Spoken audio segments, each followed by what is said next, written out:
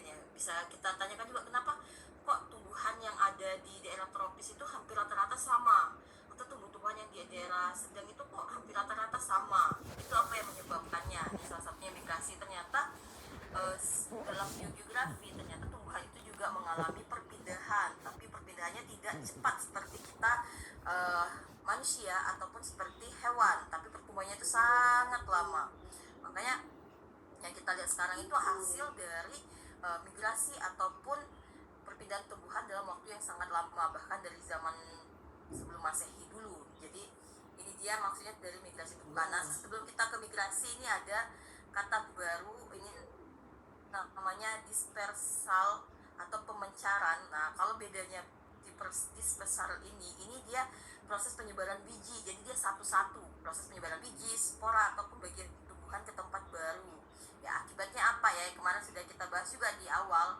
Ada kan kemarin, masih ingat tidak, tentang penyebaran, pola penyebaran di awal kita masuk berkaitan dengan sejarah geografi. Di sana kan penyebaran tumbuhan itu melalui angin, air, berdasarkan udara kayak gitu. Nah, ini dia. Jadi dia kalau dispersal ini dia satu-satu. Akibat dari hewan, ada hewan yang makan tumbuhan seperti luwak misalnya gitu kan. Dia makan kopi, kemudian dia berpindah ke tempat lain, kemudian dia mengeluarkan kopinya di sana sehingga muncul tumbuhan kopi di sana. Nah, ini juga kita melihat juga nanti apakah dia bisa tumbuh atau tidak ya, tergantung lagi dari pembatas-pembatasnya. Jadi kalau di dispersal ini dia satu-satu. Jadi dia, makanya nanti kalau kalian suatu wilayah kok tiba-tiba ada tumbuhan ini ya, padahal ini harusnya biasanya di sini. Nah, bisa jadi itu terjadi karena proses dispersal ini. Nanti berbeda dengan migrasi. Nah, ini merupakan gambar dari proses dispersal ya. Ini ada pollination. Nah, ini pollination itu maksudnya penyerbukan setelah dia melakukan berpindah tadi. Ini misalnya Ibu contohkan di sini ada hewan. Nah, hewan ini dia membawa tumbuhan dari cemara ini, kemudian dia berpindah ke sini. Nah, kemudian di sini dia mengalami tumbuhan itu jatuh ke sini, akhirnya dia mengalami pollination atau penyerbukan di sini, akhirnya muncullah tumbuhan yang sama di sini. Nah, jadi seperti itu. Ini juga ada angin yang dibawa oleh burung misalnya, kemudian dia muncul juga di daerah sekitar pegunungan di pulau, atau juga dibawa oleh manusia, nanti bisa berpindah dianya. Nah, ini dia yang maksudnya dispersal. Jadi dia proses pembindahannya itu satu-satu akibat dari boleh jadi oleh hewan, manusia, oleh angin, air, ataupun udara tadi atau angin ya. Itu dia untuk dispersal. Nah, ini adalah faktor-faktor yang menghalangi pemencaran atau dispersal tadi pada tumbuhan. Bisa jadi berkaitan dengan fisiografi, berkaitan dengan ketinggian. Nah, misalnya kayak cemara ini, dia ketinggiannya misalnya ada yang membawa burung bisa membawa ke sini, tapi kan dia mungkin tidak cocok untuk tumbuh di atas pegunungan. Nah, akhirnya dia tidak tumbuh. Jadi dia untuk faktor penghalang. Ataupun iklim tadi ya, dingin ya. Nah, seharusnya cemara dia hidupnya di daerah yang cukup sejuk, kemudian kita bawa dia ke timur tengah, tentu dia tidak akan bisa tumbuh. Kemudian ada basal endafik atau tanah ya. Tanah tentu kalau pohon cemara itu tumbuhnya di daerah yang cukup subur, airnya juga sedang sampai banyak. Nah, mungkin kalau daerah-daerah kering, untuk ya daerah-daerah tandus itu tidak akan bisa hidup. Kemudian makhluk-makhluk lainnya bisa jadi ketika dalam proses dia dispersal itu dibawa oleh hewan, tapi kemudian ternyata rusak bijinya atau sporanya sehingga dia tidak bisa tumbuh. Nah, ini jadi adalah faktor-faktor penghalang dari dispersal atau pemencaran dari pada tumbuhan tadi. Ya, jadi sama Ibu dia sekarang tuh fokusnya ke tumbuhan aja ya. Kemarin ada yang nanya berkaitan dengan garis Wallace, garis Weber, itu nanti khusus untuk fauna. Jadi kalau fauna nanti kalian bahasnya sama Bu Irma nanti.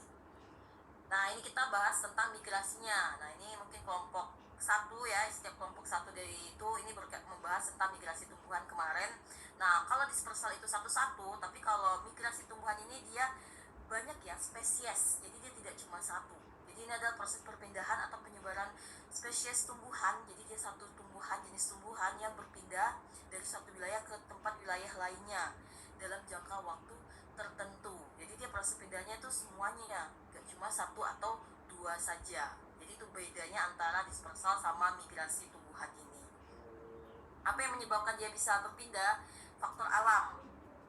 Nah, bisa jadi nanti kayak dulu, kalau ini kan karena dispersal ini dispersal migrasi tumbuhan ini prosesnya lama ya, bukan seperti dispersal. Kalau dispersal itu salah satu perbedaannya lagi, dia prosesnya cepat. Kalau untuk migrasi migrasi ini dia sangat membutuhkan waktu yang cukup lama. Yang pertama itu apa yang menyebabkannya itu faktor alam. Bisa jadi kalau zaman dulu kan pencairan es di kutub. Nah, ketika esnya pencairan kutub yang dulunya itu daratan, akhirnya dia berubah jadi lautan ya. Tentu tumbuhan di sana tidak bisa hidup lagi di perairan, sehingga dia harus berpindah. Gimana berpindahnya ya? Biasanya tergantung apakah tumbuhnya berakar ataukah dia ada bijinya. Nanti dari bijinya kemudian dia keluarkan, kemudian tumbuh lagi. Jadi dia berpindah-pindahnya akibat bijinya yang jatuh ke depan dan ke depan laginya, atau juga akibat dari faktor biologisnya. Nah, faktor biologisnya kemudian atau faktor media penyebarannya. Ya, kita.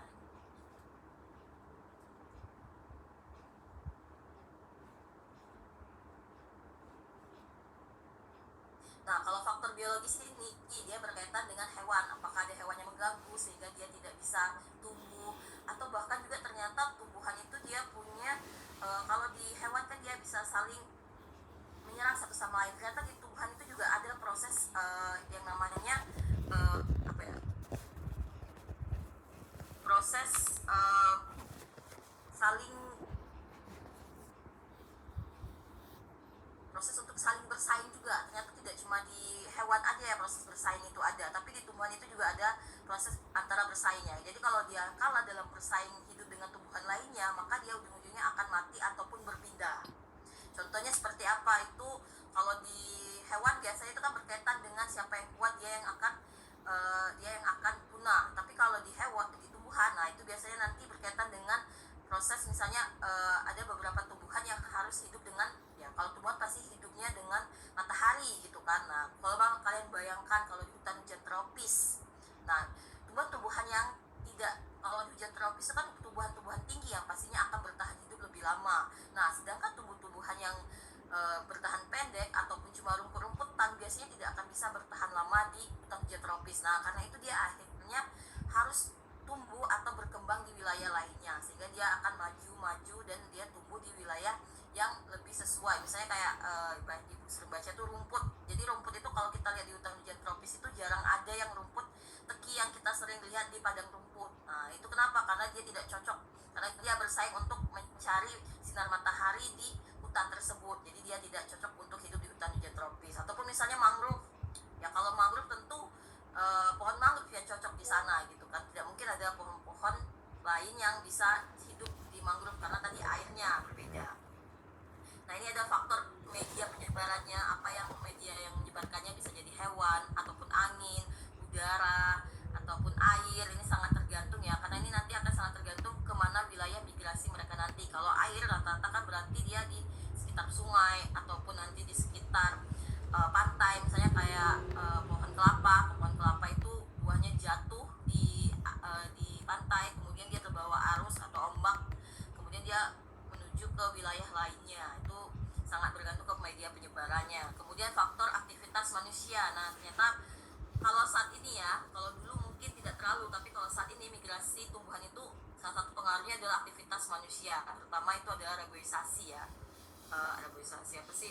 Deforestasi atau penebangan hutan. Nah, ketika hutan-hutan kita tebang, tentu tumbuhan-tumbuhan tersebut harus mencari tempat mereka terbaru gitu. Jadi sekarang itu salah satu penyebab yang paling besar dari migrasi tumbuhan adalah faktor aktivitas manusia. Walaupun ini belum kita terasa ya saat ini ya, karena tadi proses migrasi tumbuhan itu bukan dalam waktu 1 atau 2 tahun, ratusan tahun mereka proses migrasinya. Karena mereka tidak bisa cepat bergeraknya seperti hewan maupun manusia. Ini selanjutnya kita ke pola migrasi. Ini adalah bentuk penyebaran tumbuhan dari satu tempat ke tempat lain ya. Ini kemarin sudah kita bahas juga. Ini ada berdasarkan arahnya itu ada 4, ada pola migrasi horizontal, pola migrasi vertikal, terus ada pola migrasi kontinental dan migrasi pulau ya. Kalau horizontal itu dia secara lurus ya dianya. Ini bisa kita lihat dari region floristik kita, yaitu berdasarkan garis lintangnya ya. Jadi mereka biasanya berpindah itu ke tempat yang garisnya ketinggiannya sama dulu. Jadi jarang yang berpindahnya ketinggian tiba-tiba dari rendah ke tinggi atau dari tinggi ke rendah, itu jarang. Jadi kalau migrasi horizontal itu dia perpindahannya biasanya berdasarkan ketinggiannya yang sama dulu. Kalau ketinggiannya 0 sampai 200 meter biasanya mereka akan berpindah 0 sampai 200 meter juga, dan selanjutnya Kemudian kalau migrasi vertikal, nah ini berkaitan dengan iklim Junghun ya. Ini dari atas ke bawah, jadinya dari gunung sampai ke lembahnya, itu berkaitan pola migrasinya. Kemudian ada migrasi kontinental. Nah, kontinental ini perpindahan dari satu benua ke benua lainnya. Nah, kalau untuk kontinental sendiri berarti migrasinya ini terjadi sebelum adanya lautan yang luas seperti saat ini harusnya. Karena kalau ketika sudah ada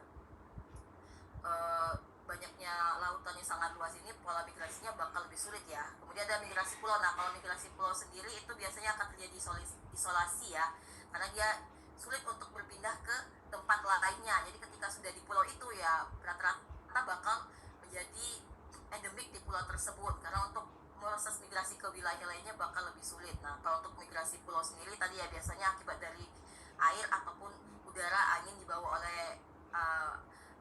oleh burung misalnya, ataukah dibawa oleh ketika ada badai terjadi, yang badai itu membawa misalnya biji ataupun ya rata-rata biji yang sehingga tumbuh di pulau lainnya. Itu kalau untuk tumbuhan.